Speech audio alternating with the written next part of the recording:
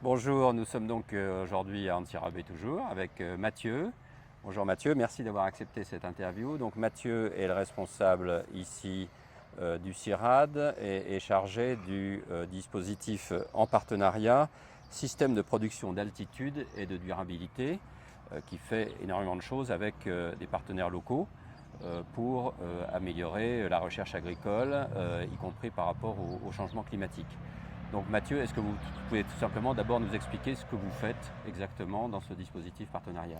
Alors oui, tout à fait, ce dispositif en partenariat, donc c'est une modalité d'intervention privilégiée du CIRAD.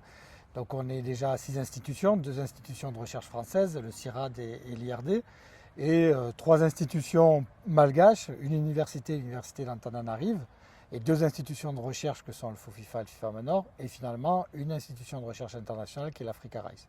Donc en fait, ce qu'on fait, c'est qu'on développe tous ensemble donc des activités de recherche pour le développement agricole, des exploitations agricoles familiales des hautes terres de Madagascar. On essaye de se concentrer plutôt sur les hautes terres de Madagascar et donc de développer tout un tas d'activités de soutien au développement à différentes échelles, depuis le système de culture en passant par le système d'élevage jusqu'à des approches territoriales de développement.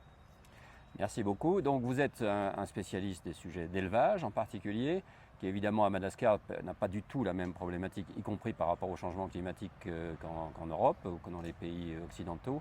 Est-ce que vous pouvez nous expliquer donc la problématique de l'élevage ici? Alors l'élevage, bon, bien évidemment, il prend différentes formes, hein. On va dire l'image qu'on a principalement culturellement de Madagascar, c'est l'élevage de zébus, qui a des dimensions à la fois économiques, socioculturelles, et qui est remis en cause principalement maintenant par les questions d'insécurité, puisqu'on trouve beaucoup de vols en fait de zébus, notamment dans les zones rurales les plus reculées.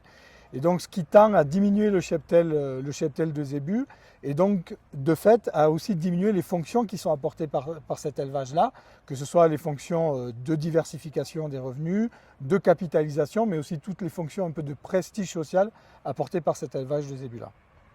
Et donc pour pallier entre guillemets à ces contraintes qui pèsent sur l'élevage zébu, on voit que se développent de plus en plus d'autres formes d'élevage, à commencer par l'élevage bovin laitier, ici notamment dans le Vankinan Karachi, donc près d'Antsirabe.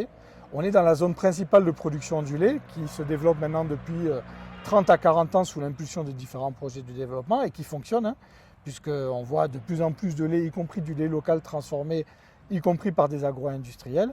Et on a aussi des formes d'élevage plutôt basées sur les monogastriques, donc petites volailles, porcs aussi beaucoup, qui se développent avec étant plus facile en fait d'achat notamment et d'investissement pour les petits paysans et qui permettent du coup d'avoir des revenus complémentaires réguliers sur l'année.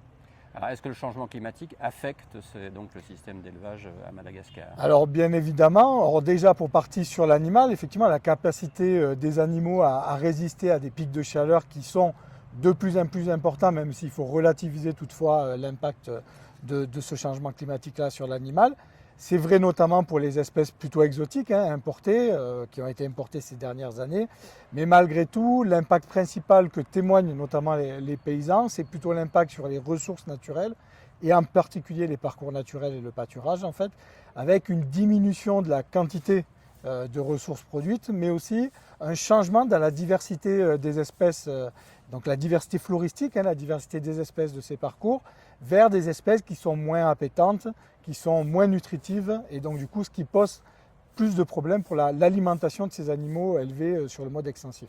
Alors il faut aussi rappeler qu'évidemment à Madagascar la consommation de viande est faible, puisque malheureusement les moyens économiques et de subsistance ne sont pas suffisants. Ce qui explique aussi qu'on souhaite développer certaines filières, en particulier de volailles, de porcs, et qui permettraient un meilleur équilibre nutritionnel. Tout à fait, oui. La demande en produits animaux, elle augmente, hein, puisque de fait, une classe moyenne émerge, donc a accès un peu plus facilement à la viande. D'une manière générale, les modes de consommation de toute façon évoluent vers un peu plus de consommation de viande et on sait que cette consommation de viande, elle apporte des éléments nutritifs qui ne sont pas apportés par ailleurs et donc c'est important pour nous aussi de pouvoir développer ces activités d'élevage pour pouvoir faciliter plus de diversité alimentaire et donc un meilleur statut nutritionnel des populations et en particulier des populations les plus pauvres. qui est évidemment une problématique très différente de ce qu'on peut connaître en Europe et dans les pays occidentaux sur le problème de la viande et sur le problème des émissions de gaz à effet de serre. Merci beaucoup, merci Mathieu. Merci à de vous, cette merci. interview.